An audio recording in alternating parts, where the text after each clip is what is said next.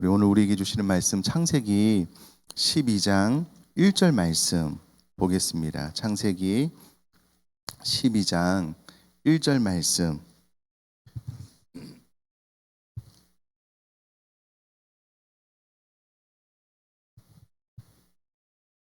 창세기 12장 1절 말씀, 한 절 말씀 우리 한 목소리로 한번 같이 읽겠습니다. 시작. 여호와께서 아브라함에게 이르시되 너는 너의 고향과 친척과 아버지의 집을 떠나 내가 내게 보여줄 땅으로 가라. 아멘. 이제 말씀에 대해서 이틀을 나눠서요. 이제 오늘 내일은 기도에 대한 말씀을 나눌 텐데 오늘 말씀 제목이 전화 통화만 되면 됩니다라는 내용입니다. 자, 우선에 우리 어제 들었던 말씀을 우리 한 30초 정도만 눈을 감고 내 머리로 혹은 작은 목소리로 내 귀에 들릴 정도로 요약해서 한번 이야기해 보도록 하겠습니다. 내가 이해한 바를 내가 작은 소리로 말해서 내 귀에 들리도록 우리 30초만 한번 해보겠습니다. 네.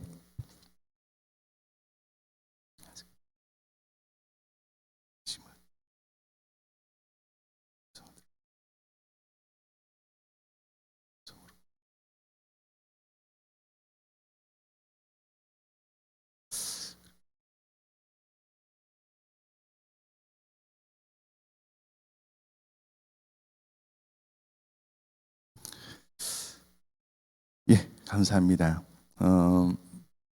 출근을 해서 이제 교회 홈페이지에 들어가 보면 큐티를 하고 난 다음에 말씀을 나누는 분들이 좀 이렇게 계셔요. 이렇게 보면은요, 소름이 돋을 정도로 말씀 요약을 너무나도 잘하고 또 적용하신 분들이 계셔요. 그래서 우리 성도님들이 말씀을 참 지혜롭게 잘 들으시는구나라는 것을 이제 그 댓글을 통해서 깨닫게 되는데요. 잠깐만 요약을 해보면 에스겔이 하나님의 음성을 들은 것처럼 우리가 하나님의 말씀을 묵상할 때에 하나님의 음성, 하나님께서 나에게 주시는 교훈으로 듣게끔 큐티를 하는 것이 중요하다. 끈질기게 포기하지 말고 말씀을 하나님께서 나에게 주시는 음성으로 들을 수 있도록 그래야만 마음속에 깊이 새겨지게 되고요. 그 말씀을 마른 뼈들에게 대언했을 때에 살겠느냐라고 하나님께서 에스겔에게 묻잖아요. 동일하게 이 말씀이 나에게 선포될 때, 우리 가족들에게 선포될 때에 마른 뼈와 같았던 죽어있던 영혼들이 살아날 것을 믿는 믿음을 갖게 되는 것이 중요하다. 그리고 실제적으로 에스겔이 하나님의 말씀을 대언했던 것처럼 우리 또한 내 영혼에게, 우리 가족들에게 하나님의 말씀을 대언하는 것, 쇠마의 명령에 순종하는 것, 이제 그와 같은 태도를 갖는 것이 중요하다라는 것을 어제 말씀을 드렸습니다. 자, 큰 그림 안에서 우리는 특별 새벽 기도회를 삶의 여러 가지 이제 말씀, 기도, 찬양에 대해서 이제 나눌 텐데요. 이것을 대하는 자세, 태도가 바뀌는 것이 중요하다. 그래야만 하늘의 지혜가 임하게 되는데 지혜가 무엇이냐면 삶을 거룩하고 복되게 혹은 복되고 거룩하게 가꾸는 신중함인데 이 지혜가 우리들의 작은 결단을 통해서 우리에게 부어지는 경우가 있다라는 것을 말씀을 드리고 있습니다. 그래서 세월을 아끼는 삶을 사는데 자세와 태도가 바뀌는 것. 오늘은 기도에 대해서 좀 우리가 배우고요. 기도를 할 때 자세와 태도가 어떻게 바뀌면 좋을지 그 이야기를 좀 하려고 합니다. 예, 하나님의 말씀이 깨달아질 때 저 같은 경우에는 깨달아지는 통로가 이제 여러 가지가 있는데요. 하나님의 말씀을 큐티를 통해서 묵상하거나 혹은 말씀을 붙잡고 기도하다가 깨달아지는 경우도 많고요. 또 주석을 통해서 연구를 하다가 깨달아지는 경우도 많은데 삶을 통해서 깨달아지는 경우도 있어요. 오늘 본문의 말씀은 정확하게 10년 전에 한 사건을 통해서 이게 이런 의미일 수도 있겠구나라고 깨달아진 것을 우선에 좀 말씀을 드리려고 하는데요. 이런 일이 있었어요. 우리 교회 집사님이 장례가 났는데요. 부친상을 당하셔서 하간 예배를 인도하려고 이제 장지로 가는데 이게 공동묘지나 낙골당이나 이러면 이름이 딱 있잖아요. 근데 선산이었던 것 같아요. 집원을 아무도 몰라요.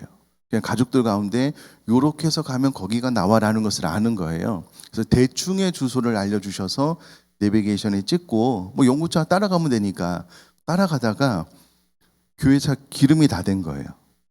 그래서 이제 주유소에 들어가서 기름을 넣고 빨리 달려봤는데 못 쫓아간 거예요. 내비게이션이 있으니까 찾아갔는데 정확한 지번을 아무도 모르잖아요. 엉뚱한 곳에 간 거예요. 막 헤매다가 야, 이렇게는 찾을 수 없겠구나. 그래서 어떻게 했냐면 상주분에게 전화를 드렸어요. 전화를 드려서 겨우겨우 찾아가서 시간을 맞췄던 사건이 있었습니다. 그리고 나서 다음날 새벽에 기도하는데 야, 이게 창세기 12장 1절에 이 말씀이 이런 의미일 수도 있겠다라고 깨달아진 거예요. 여러분, 아브라함이 갈대아우를 떠날 때요, 정확한 길을 안내받은 것이 아니에요. 가나안 땅이다라는 그림은 있었지만 어떤 경로를 통해서 정확하게 어떤 위치에 정착할 것에 대해서 안내를 받지 못하고 아브라함이 출발을 했습니다. 이게 성경이 정확하게 이렇게 이야기를 하고 있지요. 우리가 1절에 읽었는데요. 중반절 이후에 보면 너희 고향과 친척과 아버지의 집을 떠나 내가 네게 보여줄 땅으로 가라. 보여준 땅이 아닌 거예요.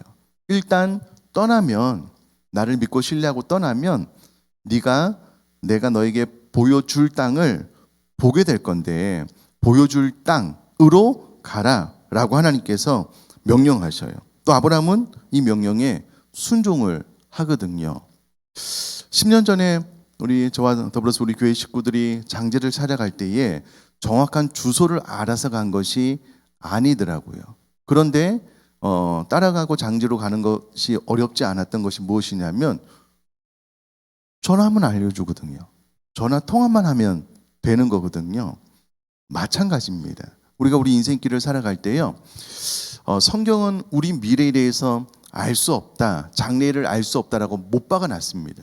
우리 미래가 어떻게 펼쳐질지 그것을 알려고 하는 것보다는 매일의 삶 가운데 기도를 통해서 하나님과 전화 통화만 되면 돼요. 모르면 물어보면 되는 겁니다. 전화 통화만 되면 하나님, 나 잘 가고 있나요? 이 목적지가 맞나요? 내가 내 삶을 바르게 살아가고 있나요? 계속해서 전화로 물어보면 돼요. 물어보면 돼요. 아, 이런 의미일 수가 있겠구나라는 것을 정확하게 10년 전에 깨닫고 이 삶을 어떻게 하면 적용할 수 있을까라고 많이 생각하고 있습니다. 자, 이것을 아브라함식으로 표현을 하면 7절, 8절 말씀인데요. 우리가 성경 가지고 있으니까 우리 2절 말씀 또 화면에도 나오니까는요. 우리 한번 같이 읽도록 하겠습니다. 시작. 여호와께서 아브라함에게 나타나 이르시되 내가 이 땅을 내 자손에게 주리라 하신지라. 자기에게 나타나신 여호와께 그가 그곳에서 제단을 쌓고 거기서 베델 동쪽 산으로 옮겨 장막을 치니 서쪽은 베델이요 동쪽은 아이라. 그가 그곳에서 여호와께 제단을 쌓고 여호와의 이름을 부르더니. 아멘. 아브라함이 장막을 이동할 때마다 하나님과 전화 통화했다라는 것을 이 성경은 제단을 쌓았다라고 표현을 하는 거예요. 하나님 앞에 예배하고 기도하면서 내가 바른 길을 가고 있는지 물었다라고 성경이 표현을 하고 있는 것입니다.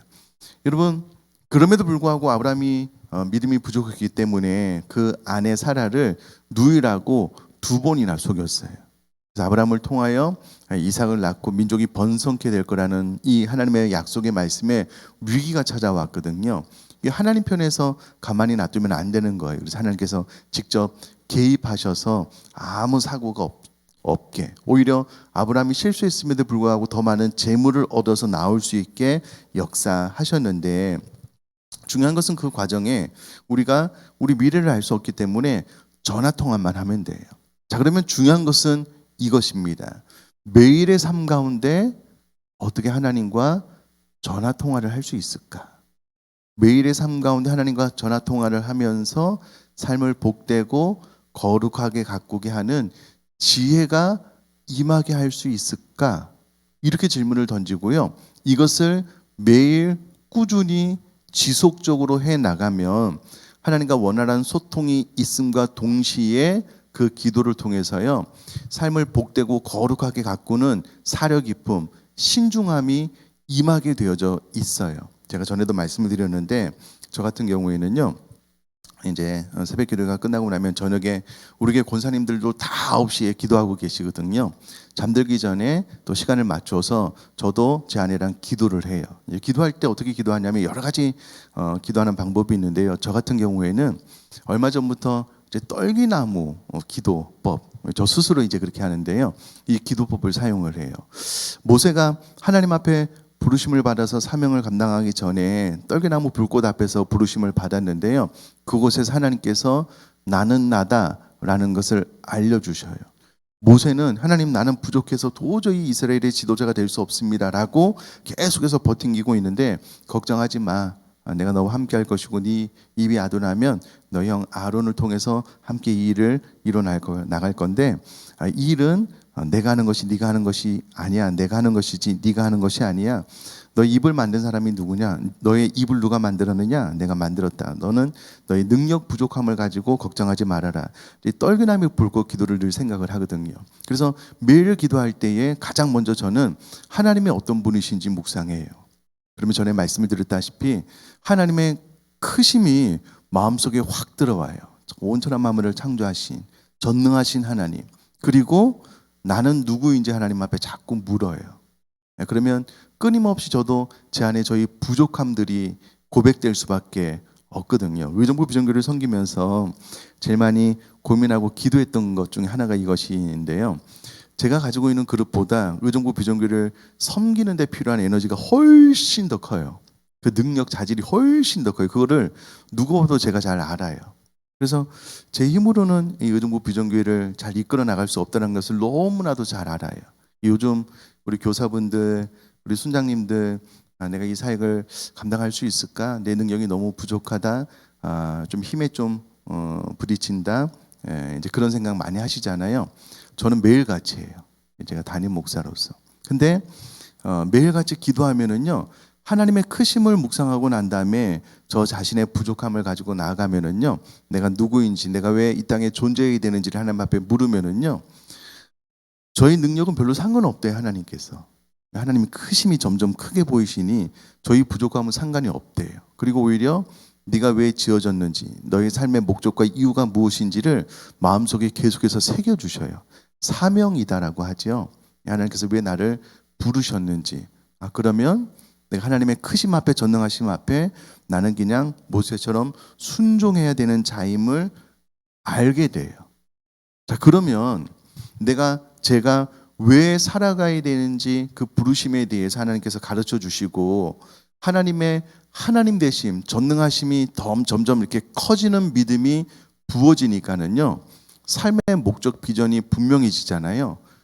그러니까는 삶에 대한 집중력, 복되고 거룩하게 가꾸는 신중함이 커지더라고요. 저 같은 경우는 그래요. 그래서 이렇게 기도 생활을 하고 난 전에도 뭐 기도 생활 많이 했지만 이렇게 기도의 패턴을 바꾸고 기도의 자세를 바꾸고 난 다음에 저 스스로 느끼기에 삶을 복되고 거룩하게 가꾸는 신중함이 좀 수월해진 것 같아요.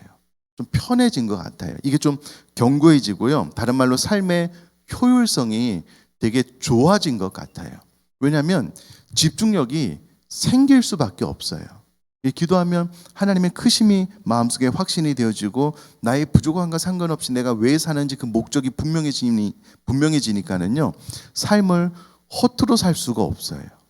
그러니 당연히 하늘의 지혜가 임하는 것을 계속해서 지금 경험하고 있거든요. 그래서 월화는 이제 시간은 우리가 조절을 하면 돼요.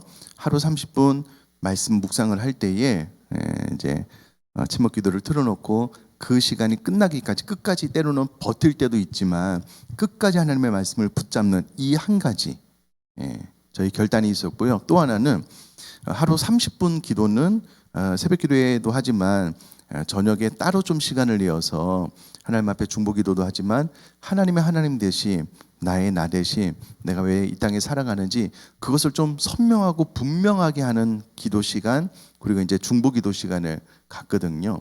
이 시간을 갖게 되니까 삶의 효율성, 집중력이 상당히 높아지더라고요. 그래서 저는 이 새벽에 참석한 우리 사랑하는 성도님들에게 권해드리고 싶은 거예요. 자, 뒤집어서 너무 피곤하고 힘들면 이것을 안 하고 게으르게 했을 때가 있잖아요. 그러면 삶이 더 축축 더 처져요. 더 이렇게 느슨해져요. 지쳐요. 근데 좀 피곤해도요. 기도하기를 시작하니까 총명함이 좀 더 생기는 것 같아요. 조금씩. 그러니까 삶의 집중력, 삶이 이렇게 어떻게 표현을 할까요? 이런 기도의 태도를 갖기 전에는 좀 이렇게 흐릿하게 보였던 것이요. 이런 기도의 자세, 태도를 갖고 난 다음에는 삶이 좀 더 선명해진 것 같아요. 흐릿하지 않고 왜 살아야 되는지 그 목적이 날마다 분명하게 새겨지니까는요. 삶에 임하는 태도 자세가 좀 날카로워진 것 같아요. 선명해진 것 같아요. 분명해진 것 같아요. 그러니까 삶의 효율성이 높아지는 거예요. 흐리멍텅하게 지내는 시간이 거의 없습니다. 거의 없어요.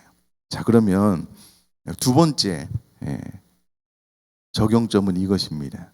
첫날은 하루 30분 말씀을 붙잡고 그냥 끊임없이 늘어지자. 두 번째는 하루 30분. 이것이 30분이 아니어도 돼요. 10분도 상관이 없습니다. 중요한 것은 하나님과 나와 독대하면서 그 시간을 지그치 가지면서 하나님이 어떤 분이신지, 내가 왜 이 땅에 존재하는지 그것을 묻기 위한 시간을 갖는다면 10분도 상관이 없어요. 그러면 내 삶을 보다 더 주도적으로 살아갈 수 있는 하늘의 지혜가 임하게 되는 거예요. 그러면 세월을 아끼게 됩니다. 삶을 효과적으로 살아갈 수 있게 되는 거거든요. 자, 그래서 둘째 날은요. 전화 통화만 되면 됩니다. 그래서 적용점은 하루 30분 기도 운동에 동참합시다. 동참하되 무조건 그냥 내 마음의 손을 가지고 이것도 이뤄주세요. 이렇게 기도하지 말고 기도하기 전에 떨기나무 불꽃을 생각하면서 모세를 떠올리면서 하나님의 전능하심을 좀 내 안에 새겨달라고. 나의 부족함이 있지만 그런 하나님의 부르심 앞에 순종하고 내가 지어진 목적대로 삶을 살아갈 수 있는 하늘의 지혜가 임할 수 있도록 기도를 하는데요. 이것을 끊임없이 포기하지 않고 지속적으로 하면 반드시 하늘의 지혜와 하나님의 능력이 임할 줄 믿습니다. 자, 전화 통화만 되면 돼요.